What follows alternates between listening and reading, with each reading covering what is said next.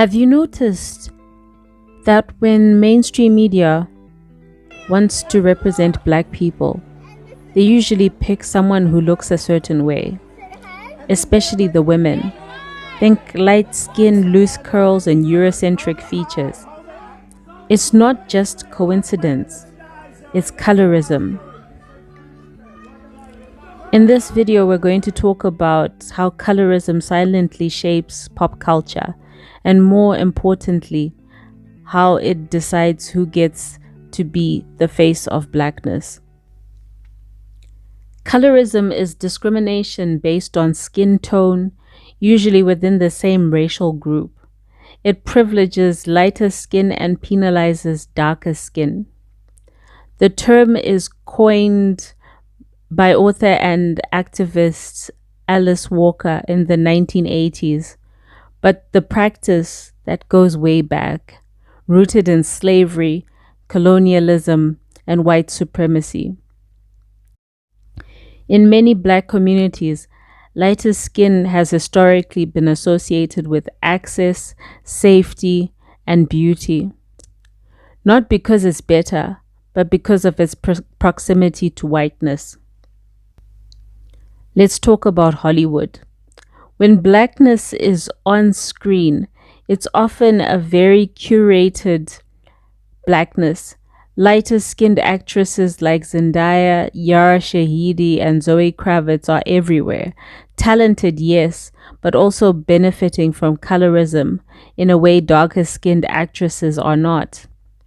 Remember when Zoe Saldana was cast as Nina Simone, a dark-skinned woman with Afrocentric features? They literally darkened Zoe Saldana's skin with makeup instead of casting someone who actually looked like Nina. They reshaped her into a version of blackness that was more palatable. Meanwhile, actresses like Viola Davis and Danielle Brooks, despite immense talent, are rarely framed as beauty icons or romantic leads. That's not by accident. It's not just film and TV. The music industry is built on this too. Lighter-skinned black women dominate the charts and magazine covers. Darker-skinned women often are sidelined or hypersexualized. Kelly Rowland has spoken constantly about being compared to Beyoncé.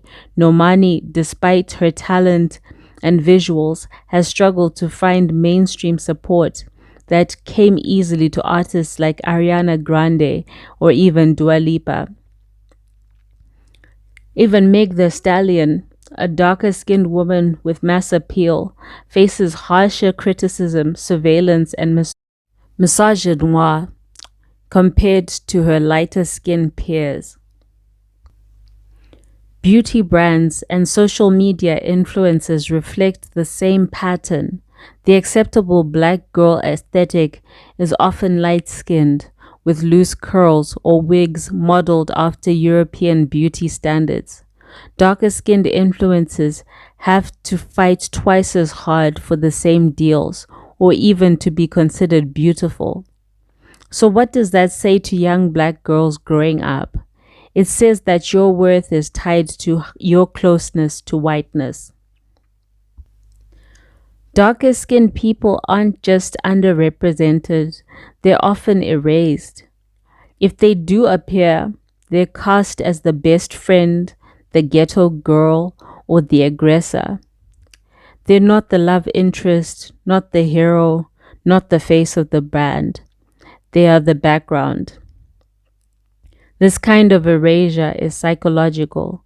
It tells us over and over again who deserves to be seen and who does not. Colorism isn't just preference. It shapes careers. It influences self-esteem. It determines opportunity. It tells people what kind of blackness is remarkable and what kind is disposable.